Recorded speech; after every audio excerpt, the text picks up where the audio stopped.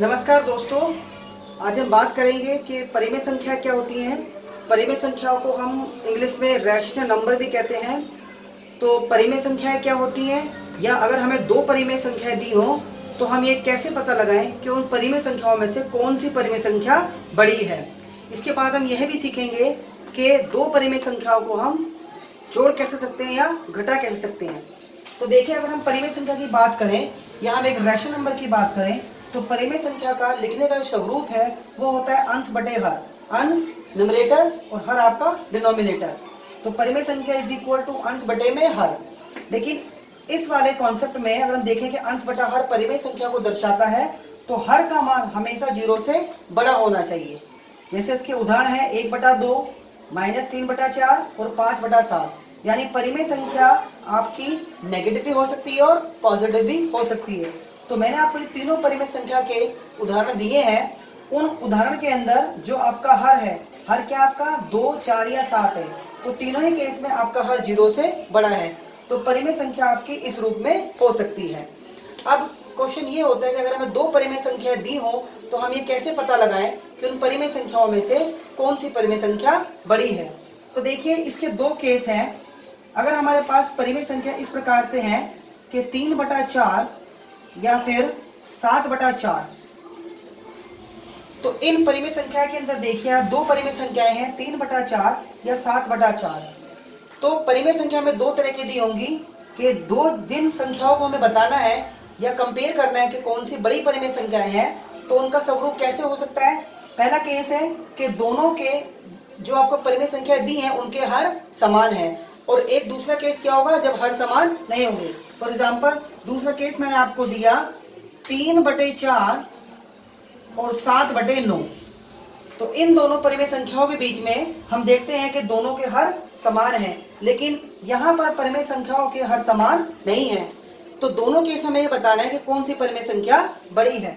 तो सबसे पहले हम उस केस को डिस्कस करेंगे जिसमें हमें ये बताना है कि परिमेय संख्या कौन सी बड़ी है और हर आपके समान है। अगर परिमेय संख्याओं में हर समान है तो सिर्फ आप ये देखिए कि किसका अंश बड़ा है। तो यहाँ हम देखते हैं कि 7 3 से बड़ा है।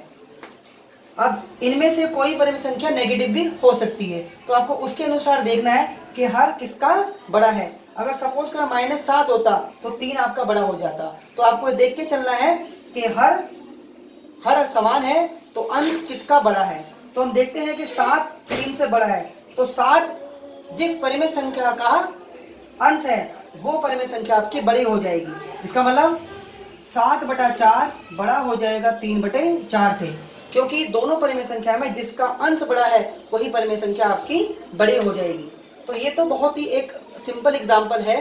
प्रॉब्लम कहाँ आती है, जब परिमेय संख्याओं के हर समान नहीं होते। तो सबसे पहले हमारा काम है कि हम दोनों परिमेय संख्याओं के हर समान करें। अब हर समान करने के कई मेथड हैं। तो सबसे जो इजी मेथड है वो ये है कि दोनों के हर समान करने के लिए हम ये देखें कि 4 और 9, जैसे यहाँ पर हर है 4 और 9, क्या 4 और 9 किसी एक ही पहाड़े में आते हैं। तो हमें ये ज्ञात होता है कि 4 9 किसी एक पहाड़े में नहीं आते। तो हम क्या करते हैं, 4 की 9 से गुणा कर देते हैं और 9 की 4 से गुणा कर देते हैं, क्योंकि अगर हम 4 की 9 से गुणा करेंगे तो क्या हो जाएगा वो 36, और अगर हम 9 की 4 से गुणा करेंगे तो भी क्या होगा 36। तो अगर जो आपको हर दिए हुए हैं वो हर किसी भी एक पहाड़े में नहीं आते, तो आप उनको आपस में गुणा कर दोगे कि 4 को 9 से गुणा करें 36 और 9 को 4 से गुणा करें 36। तो इस प्रकार हम देखते हैं कि दोनों संख्या समान हो सकती हैं। तो जब हम इस संख्या में 3/4 में 4 को गुणा कर रहे हैं 9 से, मैंने यहाँ बताया आपको कि हम 4 को गुणा कर रहे हैं 9 से, तो अगर हम हर को 9 से गुणा करेंगे तो हमें अंश को भी 9 से गुणा करना पड़ेगा। तो इस प्रकार हमें प्राप्त होता है 9 3 27 और 9 4 36।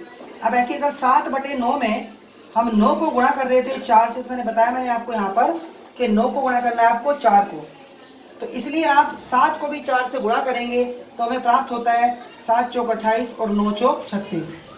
तो हमने देखा कि हमने इस प्रकार दोनों संख्याओं के हर समान कर लिए। अब हम इसी वाले कॉन्सेप्ट पे आते हैं जो मैंने पहला केस बताया था कि अगर हर समान हो तो जिसका अंश बड़ा होगा वो संख्या बड़ी हो जाएगी। तो एक का अंश है 27 और एक का अंश है 28। तो 28 27 से बड़ा है, इसका मतलब 28/36 बड़ा हो जाएगा 27/36 से। देखिए हमें तो संख्या ये बतानी है कि इनमें से कौन सी बड़ी है। तो दोबारा यहाँ पर ये 28/36 किससे आया था आपका? 7/9 से आया था। तो 28/36 आप लिख लो 7/9, और 27/36 आपका आया था 3/4 से। तो यहाँ पे आप लिख लीजिए 3/4। तो इस प्रकार हमें प्राप्त होता है कि जो 7/9 है वो संख्या 3/4 से बड़ी है। तो कहने का तात्पर्य ये है कि जब हर समान ना हो, हर, तो हम उनको, सबसे पहला मेथड हमें हर को समान करना है, और हमें ये देखना है कि जो दोनों हर है क्या वो एक ही टेबल में आते हैं। अगर एक टेबल में नहीं आते तो आप उनको एक दूसरे से मल्टीप्लाई करके हर को समान कर सकते हो। एक एग्जांपल देखते हैं, जैसे यहाँ पर 8 की 9 ना होके यहाँ पर 8 होता, तो 4 और 8 एक ही पहाड़े में आते हैं, 4 दूनी 8। तो हमें इस 8 को किसी भी संख्या से गुणा करने की जरूरत नहीं होती, हम सिर्फ 4 को 2 से गुणा कर देते तो वो 8 बन जाता। तो ये आपको देखना है कि अगर एक ही टेबल में आते हैं तो आपको सिर्फ एक ही नंबर को गुणा करनी पड़ेगी दोनों हर को समान करने के लिए। अगर दोनों एक ही टेबल में नहीं आते हैं तो आप उनको एक दूसरे से गुणा करके हर को समान कर सकते हैं। तो इस प्रकार जब हर समान हो या हर समान ना हो तो हम परिमेय संख्या बता सकते हैं कि कौन सी परिमेय संख्या छोटी या बड़ी है। धन्यवाद।